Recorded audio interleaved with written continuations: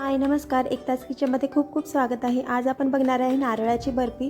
आता सण समारंभ चालू झाले आहेत, तर तुम्ही या ठिकाणी साधी सोपी अशी नारळाची बर्फी ट्राय करू शकता, जी कमी साहित्यात आणि घरात उपलब्ध असणाऱ्या साहित्यात होते। तर या ठिकाणी आपण सुरुवात करूया। तुम्ही पाहू शकता छान अशा वड्या आपल्या पडलेल्या आहेत आणि नारळाची बर्फी सगळ्यांना जवळजवळ आवडतेच। या ठिकाणी आपण नारळ घेतले आहेत, 2 नारळ घेतलेले आहेत, बारीक तुकडे करून धुवून घेतलेले आहे आणि या ठिकाणी मिक्सरमध्ये आपण बारीक करून घेतले आहे। कढईमध्ये आपण तूप घेतले आणि या ठिकाणी आपण जे आपण नारळाचा किस करून घेतलेला आहे मिक्सरमध्ये फिरवून घेतले आहे, तो या ठिकाणी परतून घ्यायचा आहे। फ्लेम आहे गॅसची ती खूप कमी ठेवायची आहे आणि थोडा ओलसरपणा आहे तो त्याचा तुपामध्ये भाजून कमी होतो।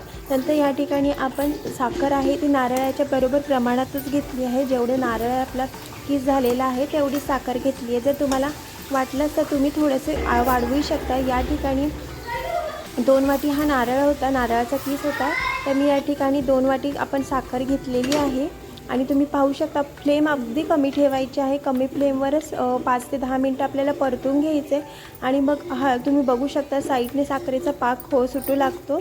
या ठिकाणी तुम्ही पाहू शकता आणि एक छानसा असा गोळा तयार होतो ह्याचा। त्याला कालावधी म्हटला तर 4 ते 5 मिनटं, जवळ 7-8 मिनटं लागतात। तर तुम्ही पाहू शकता कमी फ्लेमवर ठेवल्यामुळे करपत नाही, खाली लागत नाही आणि कलर आपला छान पांढरा शुभ्र असा राहतो आणि साखर वितळून ह्याचा एक पाक मिसळून आपला छान तयार होतं। तर तुम्ही पाहू शकता अजून हा पूर्ण पाक झालेला नाही आहे, त्यामुळे खोबरा असं सुटसुटीतच आहे। तर अजून एक 2 ते 3 मिनटं आपण परतून घ्यायचे कमी फ्लेमवर आणि या ठिकाणी 2-3 मिनटं झाल्यानंतर फ्लेम कमीच ठेवून आपण परतून घेतले आणि थोड्या वेळाने तुम्ही पाहू शकता आता की या ठिकाणी आपण घेतला खोबऱ्याचा गोळा हलका घ्यायचा आहे आणि त्याचा पाहायचा आहे की गोळा होतो आहे का।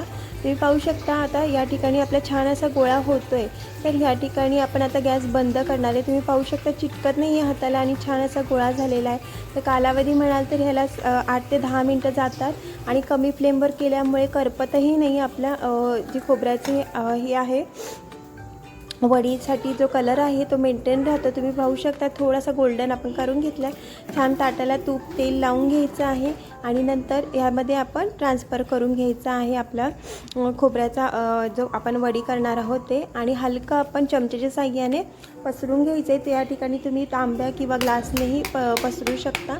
तर एका साईडने आपण सेट करून घेऊया। छान पसरून घेतलं एक सलग असं आणि एक 5 मिनटं आपण ठेवून द्यायचं। हलकं कोमट झालं की आपण ह्याच्या वड्या करून घ्यायच्यात। खूप थंड होऊ द्यायचं नाही आहे, नंतर वड्या पडत नाही आणि तुकडे पडतात। त्यासाठी थोडं हलकं कोमट झालं की आपण पटकन वड्या करून घ्यायच्यात आणि त्यानंतर आपण 15 ते 20 मिनटं सेट व्हायला ठेवून द्यायचे आणि नंतर तुम्ही 15 मिनटांनी पाहू शकता 15 ते 20 मिनटात की छान अशा वड्या पडतात।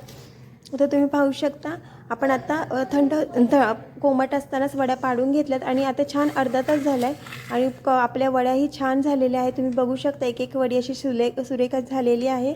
तर ही आता सणासमारंभाला तुम्ही नारळाची बर्फी नक्की ट्राय करू शकता घरात।